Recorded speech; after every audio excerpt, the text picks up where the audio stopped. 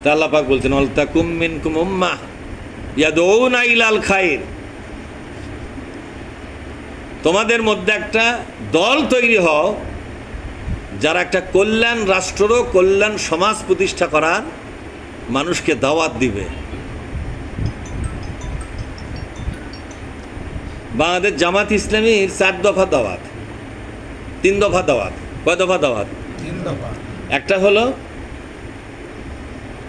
জীবনের সব বিষয়ে আল্লাহকে একমাত্র রব হিসাবে মেনে নাও, আবার জীবনের সব ব্যাপারে বিশ্বনবী মুহাম্মদ সাল্লাল্লাহু আলাইহি ওয়াসাল্লামকে নিজেদের জীবনের একমাত্র নেতা হিসাবে মেনে নাও।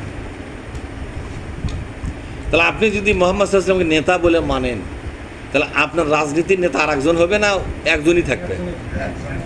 নামাজ পড়ার সময় আপনার নেতা হচ্ছে মুহাম্মদ সাল্লাল্লাহু আলাইহি ওয়াসাল্লাম, মানে নামাজের আদর্শ মুহাম্মদ সাল্লাল্লাহু আলাইহি ওয়াসাল্লাম।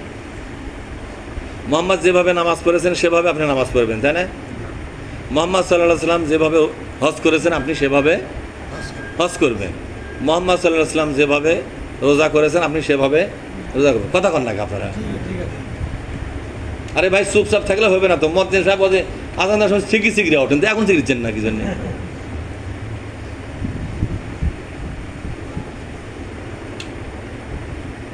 মুহাম্মদ সাল্লাল্লাহু আলাইহি ওয়াসাল্লামের মতো আপনি সবই করবেন। দাড়ি গোনা রাখবেন কার মতো? শয়তানের মতো না মুহাম্মদ সাল্লাল্লাহু আলাইহি ওয়াসাল্লামের মতো? তার মধ্যে দাড়ি রাখবেন। বলেন তো রাজনীতি করবেন কার মতো?